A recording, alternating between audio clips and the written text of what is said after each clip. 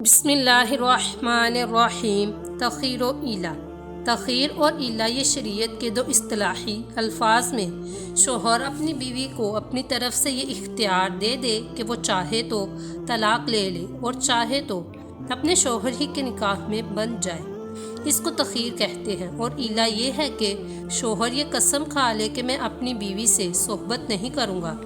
حضور اقدس صلی اللہ علیہ وآلہ وسلم نے ایک مرتبہ اپنی ازواج مطہرات سے ناراض ہو کر 1 مہینے کا ایلا فرمایا، یعنی آپ نے یہ قسم کھائی کہ میں 1 ماہ تک اپنی ازواج مقدسہ سے صحبت نہیں کروں گا۔ پھر اس کے بعد آپ نے اپنی تمام مقدس بیویوں کو طلاق حاصل کرنے کا اختیار بھی سونپ دیا، مگر کسی نے بھی طلاق لینا پسند نہیں کیا۔ حضور صلی اللہ علیہ وآلہ وسلم کی ناراضگی اور عتاب کا سبب کیا تھا اور آپ نے تخیر و ایلا کیوں فرمایا؟ اس کا واقعہ یہ ہے کہ حضور صلی اللہ علیہ وآلہ وسلم کی مقدس بیویاں تقریباً سب مالدار اور بڑے گھرانوں کی لڑکیاں تھیں۔ حضرت ام حبیبہ رضی اللہ تعالیٰ عنہما رئیس مکہ حضرت ابو سفیان رضی اللہ تعالیٰ عنہ کی صاحبزادی تھی۔ حضرت جویریہ رضی اللہ تعالیٰ عنہما قبیلہ بنی المستلق کے سردار اعظم حارث بن زرار کی بیٹی تھی۔ حضرت صفیہ بنو نذیر اور خیبر کے رئیس اعظم حی بن اخطب کی نور نظر تھی۔ حضرت عائشہ رضی اللہ تعالیٰ عنہما حضرت ابو بکر صدیق رضی اللہ تعالیٰ عنہ کی پیاری بیٹی تھی۔ حضرت حفصہ رضی اللہ تعالیٰ عنہما حضرت عمر فاروق رضی اللہ تعالیٰ عنہ کی چہیتی صاحبزادی تھی۔ حضرت زینب بنت جہش اور حضرت ام سلمہ رضی اللہ تعالیٰ عنہن بھی خاندان قریش کے اونچے اونچے گھروں کی ناز و نعمت میں پلی ہوئی لڑکیاں تھیں۔ ظاہر ہے کہ یہ امیر زادیاں بچپن سے امیرانہ زندگی اور رئیسانہ ماحول کی عادی تھیں، اور ان کا رہن سہن، خورد و نوش، لباس و پوشاک سب کچھ امیر زادیوں کی رئیسانہ زندگی کا آئینہ دار تھا۔ اور تاجدار دو عالم صلی اللہ علیہ وآلہ وسلم کی مقدس زندگی بالکل ہی زاہدانہ اور دنیاوی تکلفات سے یکسر بیگانہ تھی۔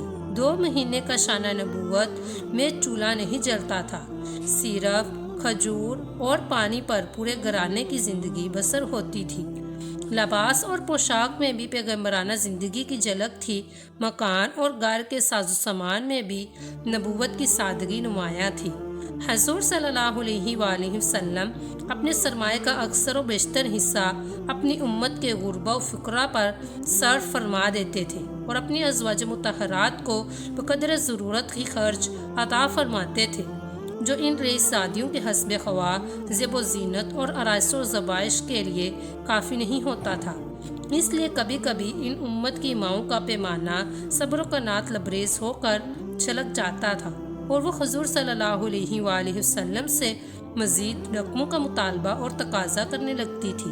چنانچہ ایک مرتبہ ازواج مطہرات نے متفقہ طور پر آپ سے مطالبہ کیا کہ آپ ہمارے اخراجات میں اضافہ فرمائیے۔ ازواج مطہرات کی ادائے نبوت کے قلب نازک پر بار گزری، اور آپ کے سکون خاطر میں اس قدر خلل انداز ہوئی کہ آپ نے برہم ہو کر یہ قسم کھائی کہ 1 مہینے تک ازواج مطہرات سے نہ ملیں گے۔ اس طرح 1 ماہ کا آپ نے ایلا فرما لیا۔ عجیب اتفاق ہے کہ انہی ایام میں آپ گھوڑے سے اس طرح زمین پر تشریف لائے کہ جس سے آپ کی مبارک پنڈلی میں موچ آ گئی۔ اس تکلیف کی وجہ سے آپ نے بالا خانے پر گوشہ نشینی اختیار فرما لی اور سب سے ملنا جلنا چھوڑ دیا۔ صحابہ کرام نے واقعات کے قرینوں سے یہ قیاس آرائی کر لی کہ آپ نے اپنی تمام مقدس بیویوں کو طلاق دے دی، اور یہ خبر جو بالکل ہی غلط تھی بجلی کی طرح پھیل گئی، اور تمام صحابہ کرام رنج و غم سے پریشان حال اور اس صدمہ جا نگاہ سے نڈھال ہونے لگے۔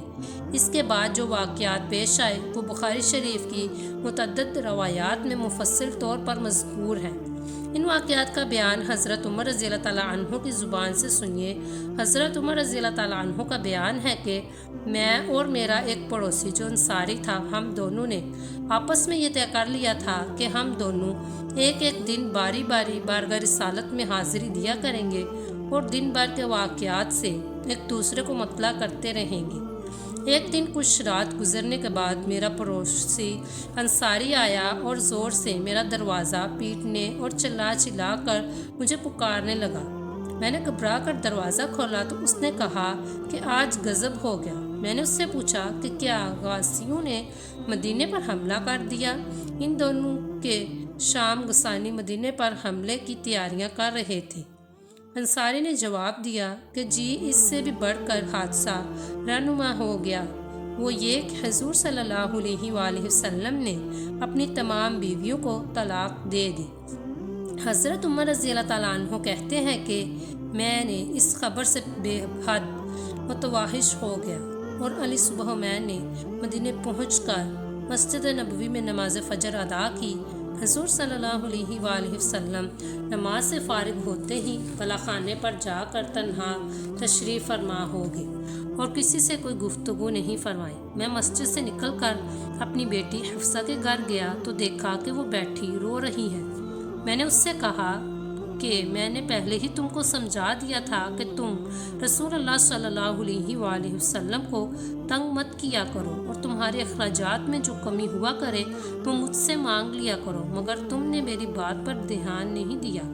پھر میں نے پوچھا کہ کیا یا رسول اللہ صلی اللہ علیہ وآلہ وسلم نے سب کو طلاق دے دی ہے؟ حفصہ نے کہا میں کچھ نہیں جانتی، رسول اللہ صلی اللہ علیہ وآلہ وسلم بالا خانے پر ہیں، آپ ان سے دریافت کریں۔ میں وہاں سے اٹھ کر مسجد میں آیا تو صحابہ کرام کو بھی دیکھا کہ وہ ممبر کے پاس بیٹھے رو رہے ہیں۔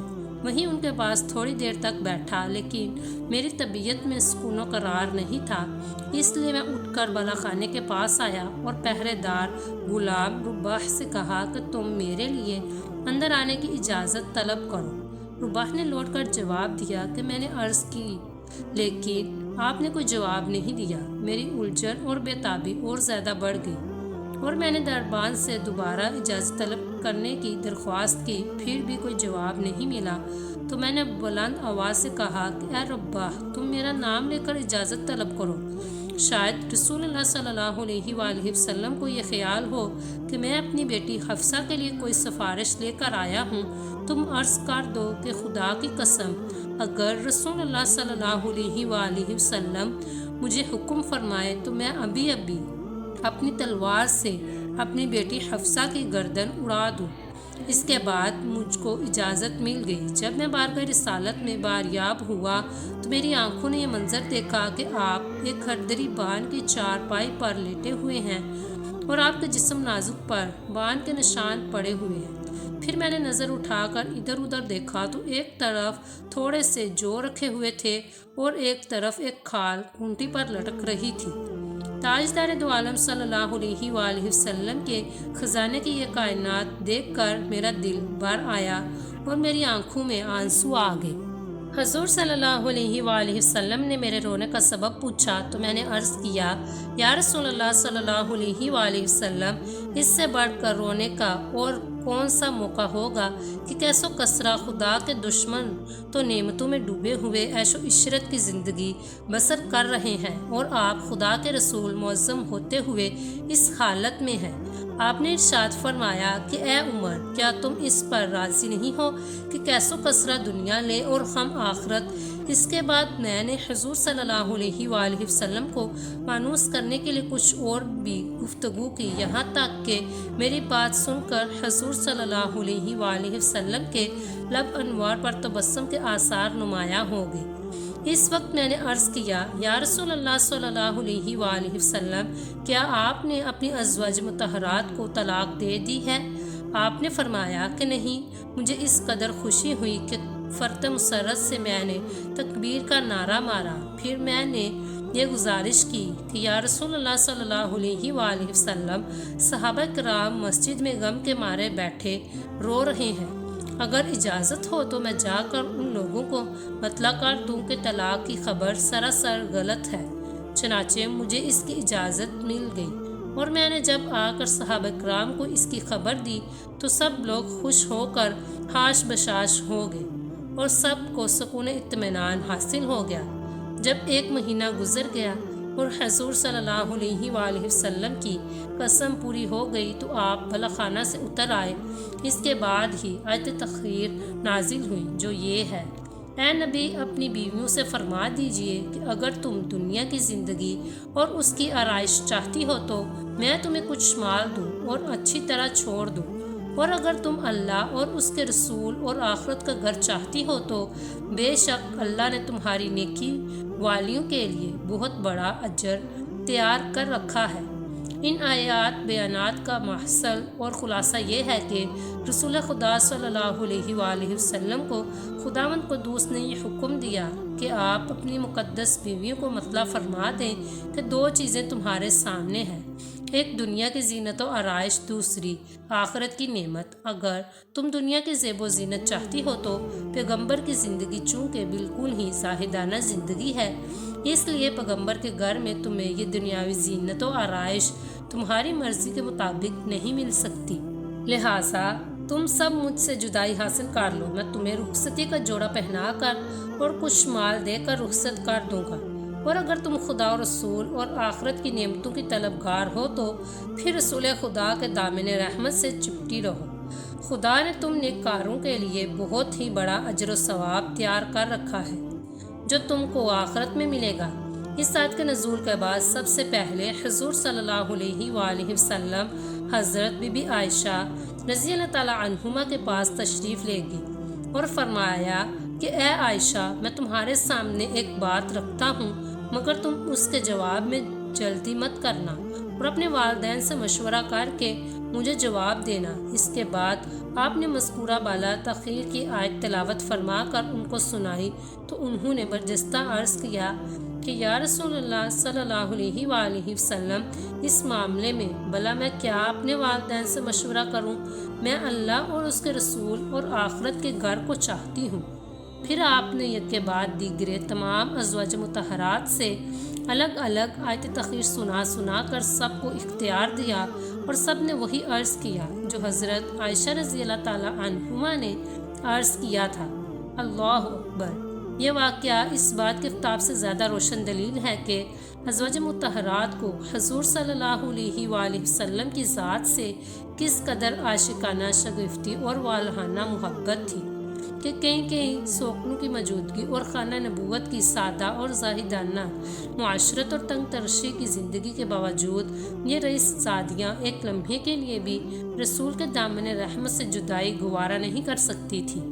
احادیث کی روایتوں اور تفسیروں میں ایلا، آیت تخیر اور حضرت عائشہ اور حفصہ کا مظاہرہ، ان واقعات کو عام طور پر الگ الگ ان طرح بیان کیا گیا ہے کہ گویا یہ مختلف زمانوں کے مختلف واقعات ہیں۔ اس سے ایک کم علم، کم فہم اور ظاہر بین انسان کو یہ دھوکہ ہو سکتا ہے کہ شاید رسول اللہ صلی اللہ علیہ وآلہ وسلم اور آپ کی ازواج مطہرات کے تعلقات خوشگوار نہ تھے، اور کبھی ایلا، کبھی تخیر، کبھی مظاہرہ، ہمیشہ ایک نہ ایک جھگڑا ہی رہتا تھا، لیکن اہل علم پر مخفی نہیں کہ یہ تینوں واقعات ایک ہی سلسلے کی کڑیاں ہیں۔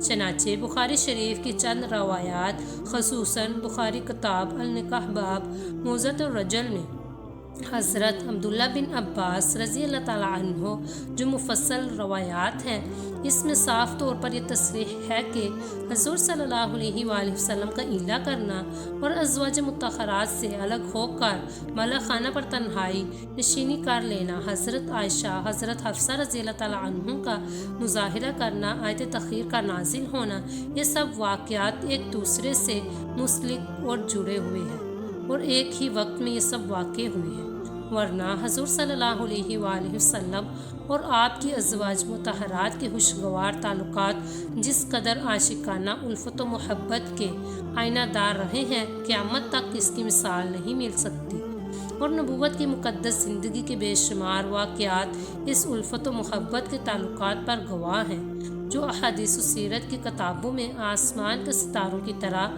چمکتے اور داستان عشق و محبت کے چمنستانوں میں موسم بہار کے پھولوں کی طرح مہکتے ہیں۔ اگر آپ کو ویڈیو پسند آئی ہو تو ویڈیو کو لائک کریں، شیئر کریں، کمنٹ کریں اور چینل کو سبسکرائب کریں۔ شکریہ۔